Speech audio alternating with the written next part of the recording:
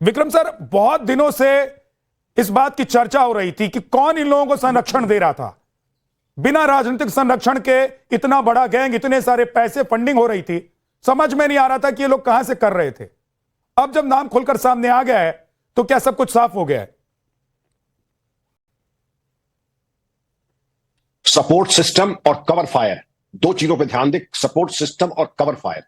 लेकिन मैं आपसे कहना चाहूं कि जब अपने सिक्के खोटे होते हैं तो गैरों की बनाती है। मैं भी पुलिस पे रहा हूं 36 साल, मेरा दावा था कि तुम करके दिखाओ, अगर ये तुम करोगे जैसे होता ना, खोद के गाड़ देंगे, तुम्हें कोई नाम लेने वाला तुम्हारा कोई नहीं रहेगा। यहां पर कोई एफआईआर नहीं हुई। 156(3) में वहां के जो मजिस्ट्रेट थे उनके पीए ने मिल करके एफआईआर होने नहीं दी, और जिसने छांगुर के खिलाफ आवाज उठाई उसके खिलाफ एफआईआर मजिस्ट्रेट के जरिए कराई। डीएम अरविंद सिंह ने 150 पन्ने की रिपोर्ट दी, वो रिपोर्ट कहां चली गई और उस पर कार्रवाई क्यों नहीं हुई?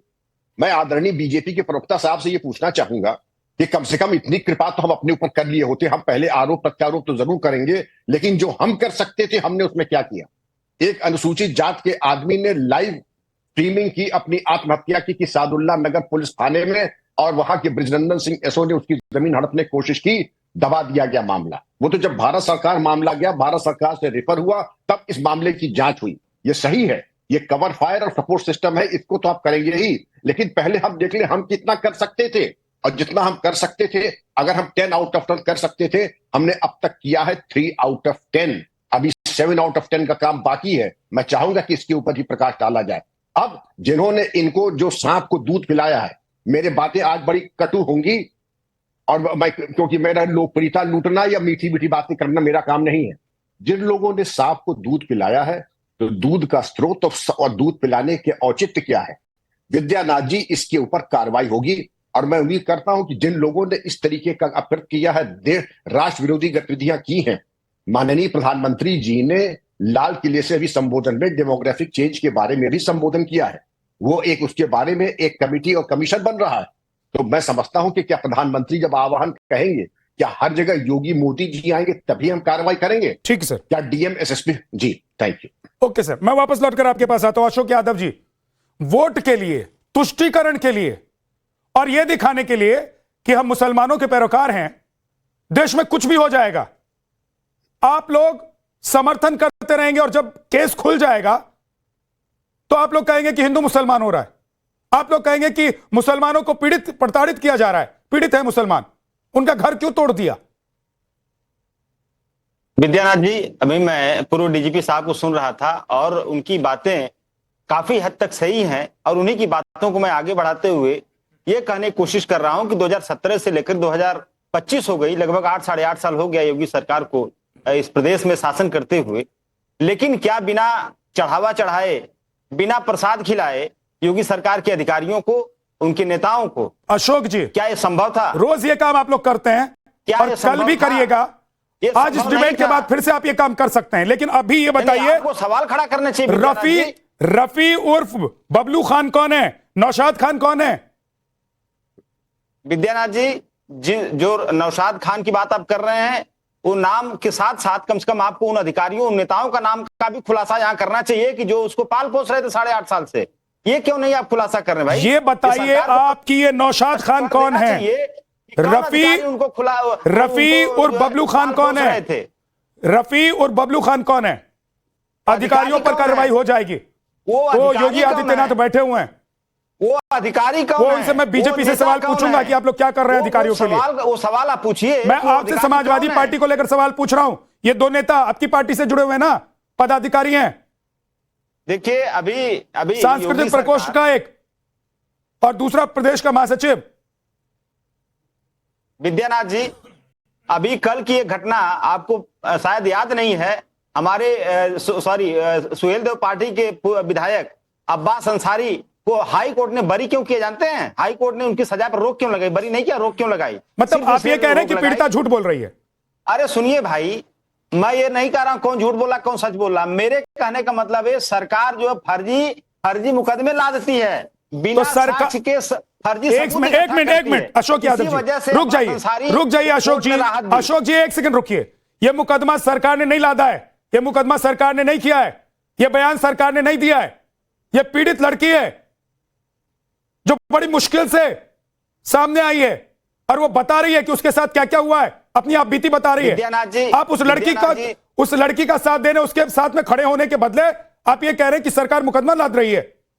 विद्यानाथ जी, मैं तो यही कहूंगा, आपके चैनल के माध्यम से निवेदन करूंगा, सरकार से निवेदन करूंगा कि इस तरह की कुकृत्य में जो भी शामिल है, चाहे वो भाजपा के लोग हैं, चाहे सपा के लोग हैं, चाहे किसी भी दल के लोग हैं, चाहे अधिकारी हो चाहे कर्मचारी हो, सरकार निष्पक्षता से उनके खिलाफ कार्रवाई करे और कोर्ट में ले जाए मुकदमा, कोर्ट के माध्यम से उनको सजा दिलवाए, और तब हम लोग यहाँ बैठ के आपके चैनल पर तारीफ करेंगे। कितने घंटे हो गए ये दो नाम सामने आए हुए? कितने घंटे हो गए अशोक यादव जी? विद्यानाथ जी क्या पूछ रहे हैं? मैं पूछ रहा हूं इन दोनों का नाम सामने आए हुए कितने घंटे हो गए? देखिए, सरकार, मैंने क्या कहा आपसे कि सरकार जबरदस्ती जोड़ती है लोगों का नाम, जबरदस्ती जोड़ती है लोगों फिर का नाम। आप ये कह रहे हैं कि जो पीड़ित युवती है उससे झूठ बुलवाया जा रहा है, आप ये कह रहे हैं पीड़ित युवती झूठ बोल रही है, आप ये कह रहे हैं? मैं ये कह रहा हूं, मतलब महिलाओं का अपमान कर रहे हैं आप। जब मामला कोर्ट में जाएगा, दूध का दूध पानी का पानी हो जाएगा, जैसे अब्बास अंसारी वाले केस में हुआ कल। अब्बास अंसारी वाले मामले में जैसे कोर्ट में मामला गया, हाई कोर्ट में, दूध का दूध पानी का पानी हो गया, सरकार बेनकाब हो गई, उसी तरह से कोर्ट में जाएगा।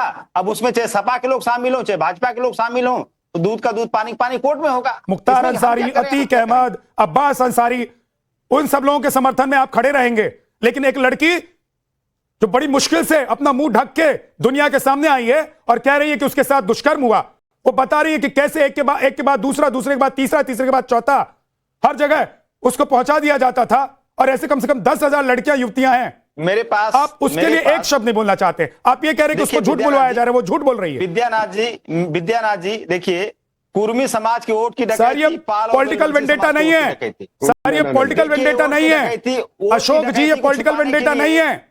वोट की डकैती को छुपाने आपको लग रहा है इस तरह का काम कर रही है। आपको लग रहा है जो युवती सामने आई है वो पॉलिटिकल वेंडेटा लेकर आई है? मैं ये योगी सरकार को कह रहा हूं कि योगी सरकार पिछड़ों दलितों का वोट काट रही है, उसी को छुपाने के लिए इस तरह की चीजें प्लान की जा रही हैं। मतलब ये युवती प्लांट है, पिछड़ों दलितों का आरक्षण लूट रही है। शर्म आनी चाहिए अशोक जी, माफी के साथ कह रहा हूं, लेकिन आपको शर्म आनी चाहिए, शर्म आनी चाहिए आपको। मुख्तार अंसारी के लिए ऐसा किया जा रहा है, अफजाल अंसारी, अतीक अहमद, इन सब के लिए खड़े हैं आप लोग, लेकिन वो लड़की दिखाई नहीं दे रही है आप लोगों को। अशोक यादव जी, राजभर समाज के वोटों की डकैती, मौर्य और राजभर समाज, सर ये सब रख लीजिए अपनी जेब में, मौर्य और राजभर ये रख लीजिए अपनी जेब में। जिस दिन बुलाऊंगा इस टॉपिक पर बात करने के लिए आप खुलकर बोलिएगा, वक्त भी दूंगा। सरकार कर रही है, अपनी जेब में रख लीजिए सर इसको। इस मामले पे बात हो, अशोक यादव जी नहीं चाहती इस मामले रहने दीजिए सर। इस तरह के धर्मांतरण समाजवादी पार्टी की तरफ से एक बयान नहीं आया अभी तक। कौन है ये लोग? अखिलेश यादव के साथ क्या कर रहे थे? पार्टी में इतने हम पदों पर क्यों बैठे हुए थे और वहां पर बैठकर शांगुर जैसे लोगों को क्यों संरक्षण दे रहे थे? सरकार के लोग मिले हुए हैं उस जो है धर्मांतरण गिरोह से। सरकार क्या कर रही थी? सरकार आपकी पार्टी का नेता क्या कर रहा था बताइए पहले। सरकार से पूछ लूंगा सरकार क्या कर रही थी। सवाल पूछिए, आपकी पार्टी का नेता क्या कर रहा था ये बताइए पहले। सरकार से पूछ लूंगा सरकार क्या कर रही थी।